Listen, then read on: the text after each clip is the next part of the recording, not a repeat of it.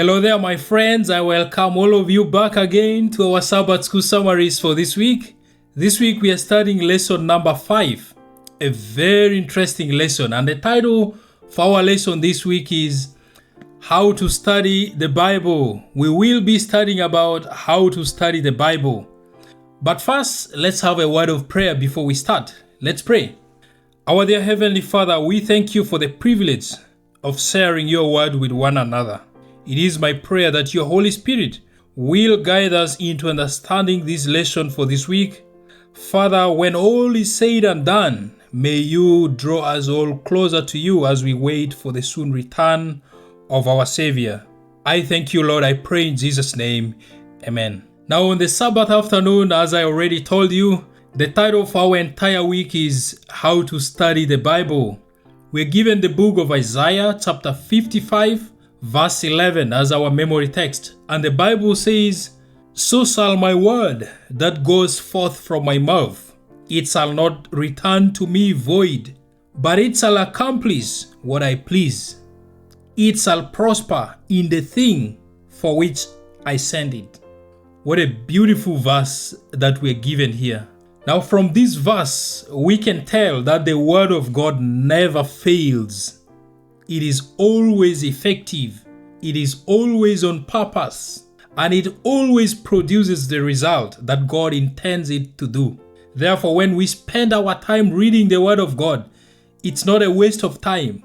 Now, having said that, some of the critical lessons we can pick from the paragraph that the writer has given us on Sabbath afternoon is lesson number 1. Make sure you tap every branch of the Bible. There's always something more to learn. What do I mean? You know, there are people who have studied this Bible from the start to the end many times. In fact, Martin Luther says he has read the Bible twice every year for many years.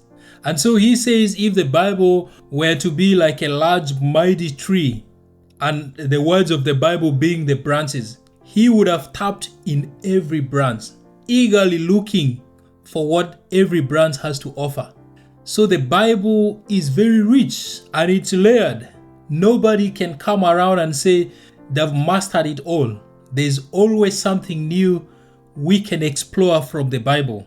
So we still have to keep reading it. And then lesson number 2, you don't have to be a pastor, you don't have to be a theologian, you don't have to be a church elder in order for you to read the Bible and understand it. This is very critical because growing up as a child, we went to certain churches and the leaders in those churches tell us, you don't have to read the Bible. The Bible, you cannot read and understand it. It is the leaders who should read and interpret it for you because you're going to get confused when you read it. Well, from this lesson, we can learn that you don't have to be a theologian. You don't have to be a priest or a pastor or a bishop somewhere in order for you to read the Bible and understand it for yourself. That's why the writer is saying here on this part that we can all develop a stronger Bible study times with God. You don't have to be a pastor or a leader somewhere in order for you to open the Bible and read it for yourself. So as we go along this week in this lesson, those are 2 critical things we need to put in our mind. Now, Part Sunday talks about time. Remember, we are studying how to study the Bible. Time is a big factor when it comes to our principles of Bible study. You know, time is an equalizer. All of us have 24 hours in a day. Nobody has more, nobody has less. Now, some of us spend 10 hours of that 24 hours sleeping, and there's nothing wrong with sleeping. Some of us like spending 20 hours of those 24 hours to work and then 4 hours for sleeping. There's nothing wrong with those things. And the interesting thing with time is that once it is spent, it is gone. It's not going to come back. And we don't even have so much time to live in this world. So managing those 24 hours is very critical. We need a deliberate management of our time where we can also bring God into our time. Now, the other verse we are given on this part here is the book of John, chapter 15, verse 1 to verse 8. This is where we find Christ emphasizing the aspect of abiding in Him. and us remaining in Him all the time. In other words, for us to be able to study the Bible, we have to remain in Christ. Lesson number 1. First, take some time for the study of the Word of God. Number 2, take your time while you're studying the Word of God. Don't be in a hurry. In fact, in Steps to Christ, page 90, Ellen White says, "There is but little benefit derived from hasty reading of the Scriptures.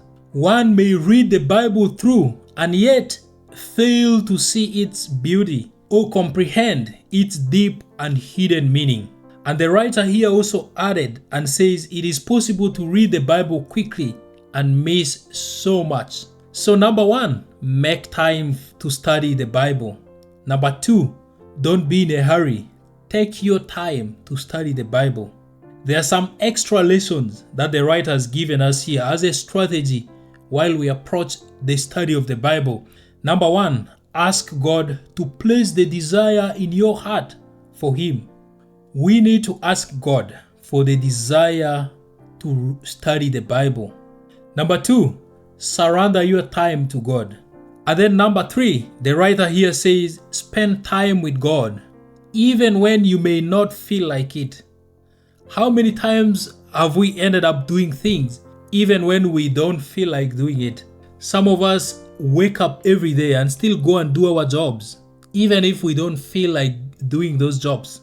The writer here is challenging us that even if we don't feel like spending time with God, let's still spend that time with God, because that's how habits are developed.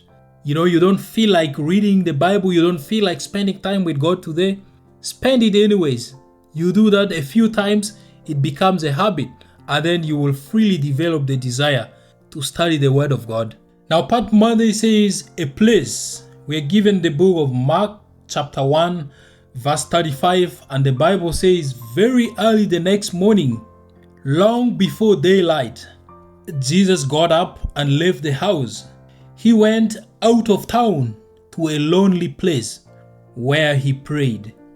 We also given the book of 1 Chronicles chapter 16, verse 11, which says, seek the Lord and His strength. Seek His face continually. Lesson 1, find a solitary place of quiet where you can seek for the face of God. Christ has always sought for the face of the Father before He could come and meet people. While He was here, how much more do we need to seek for the face of God? But critical as we are seeking the face of God, we need a place of quietness where you and God can talk to each other. Now, that solitary place of quiet can be in your house or somewhere even outdoor where you can sit alone and quietly talk to God. We live in a very busy world with so many distractions around us. Distractions including things like this that we carry around every day. Now, the writer of this lesson is prescribing a quiet place here simply to cut away distractions as we are talking to God. Cut away some of these distractions. It is okay to miss those calls and those notifications for few hours just so you can focus on God. Find yourself a solitary place of quiet where you can study the Word of God uninterrupted. That is the main emphasis that the writer is putting across on this Part Monday. Now, Part Tuesday says deep Bible study in the book of Psalms, number 119, verse 105. The Bible says, thy word is a lamp unto my feet, a light unto my path. Now, you have set aside time. You are in a quiet place. You have the Bible sitting in front of you. The question is, how do you now dive deep into Bible study? The writer of this lesson has given us some templates on Part Tuesday as to how we can start a deep Bible study. Number 1 is pray. Ellen G. White says in Great Controversy, page 599 and page 600, that the Bible should never be studied without prayer. Therefore, prayer marks our starting point. Always start with prayer, because otherwise, without the leading of the Holy Spirit, we may not get anything from the Bible. No matter how much we read it, we are not going to pick anything. Number 2, the writer says, read and write. If you are able to read, don't be in a hurry to read and finish. Take your time, as we said. If you're not able to read, but able to hear audios, listen to those audios. Take your time. Don't be in a hurry. Now, there are different strategies people can employ. You can do a verse by verse. You can do a chapter by chapter. You can do a theme by theme. You can do a story by story. Or you can do a book by book, depending on what is good for you. Now, the writer also emphasizes writing alongside listening and reading. Writing also helps. It helps you to slow down your reading. Anything I read, whether it's the Bible or whether it's any book that I'm studying, any literature in my hand, I love reading and taking notes. In fact, when you come to my room, you are going to see so many baskets full of papers on which I have taken notes about different subjects that I've been reading. Because writing helps me to remember, but also as I write, I process, I think about what I'm writing. Sometimes I don't even go back to read those notes ever again. But once I've written it down, it's done. It's going to stick in my brain. So if you like writing, if you're a fan of taking notes, it's a very helpful strategy when it comes to Bible study. And that's what the writer of this lesson is also emphasizing. And then number 3, share with someone. Whatever you share with someone will strengthen your knowledge of that thing. You know, our church is so blessed, and sometimes we take this for granted. We have so many prayer meetings where we can sit and discuss the Bible. Share your thought on a certain passage with others. It will help strengthen your understanding. So those are the 3 principles that the writer of this lesson has given us on this part. Always pray before you start. Then choose a passage prayerfully. Do a verse by verse, or a passage by passage, or a chapter by chapter, or a theme by theme. Read it or listen to it. Then write down your thoughts prayerfully. Think about it. And then lastly, share with other people. It will help strengthen your understanding of that passage that you read. Now, part Wednesday says a double blessing. We're given the book of Isaiah chapter 50 verse 4. And the Bible says, the sovereign Lord has taught me what to say so that I can strengthen the weary. Every morning he makes me eager to hear what he is going to teach me. That's the verse that we're given here. Now, a double blessing. The writer here says the double blessing is that when we share and discuss with others. The spiritual conversation will often challenge and strengthen both of you. In other words, as you share the word of God, you lift someone up. And also the same word that you share strengthens you. So it's a double blessing. That's why part Wednesday is talking about double blessings. The critical lesson we can pick on this part here is impact someone with the word of God. Share the word of God with someone. Share some hopes from the word of God with someone. And as you do that, there's a double blessing. You will be blessed, but also that person will be uplifted and they will also be blessed. So the writer of this lesson here puts more emphasis on this part Wednesday, on us sharing the word of God and encouraging and strengthening the weary, as the Bible says in the book of Isaiah chapter 4. So as we share, we strengthen someone, but we ourselves also get the blessings because we are going to be challenged, we are going to be strengthened, and we will retain the knowledge. Now part Thursday says, this is so sweet. We are given the book of Psalms, number 111, verse 103 and verse 104. Verse 103 says, how sweet are your words in my taste, sweeter than honey to my mouth. And then verse 104 says, through your precepts I get understanding. So the word of God is sweet, sweeter than even honey, sweeter than anything sweet we can think about out there. And then on this part, we also given the book of Isaiah chapter 55, verse 1 to verse 13.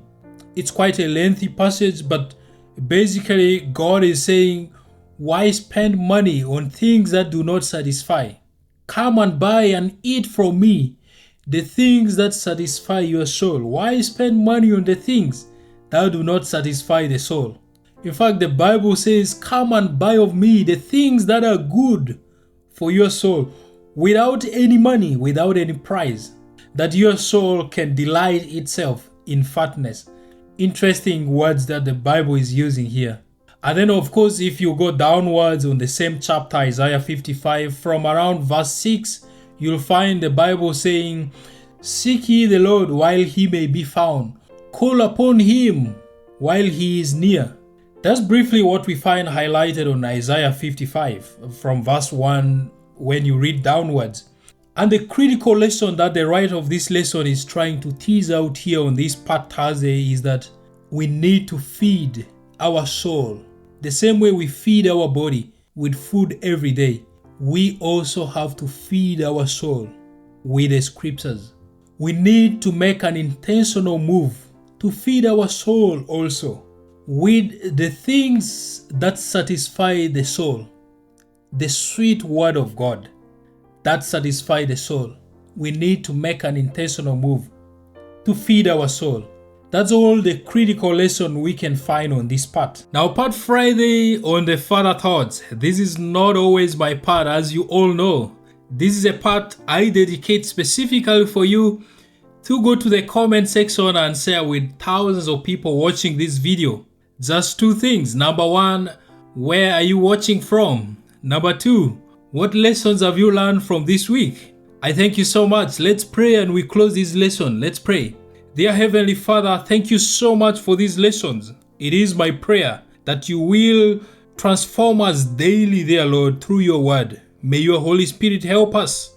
Give us more interest and desire for your word, dear Lord. We thank you, Lord. We pray in the name of our Savior, Jesus Christ.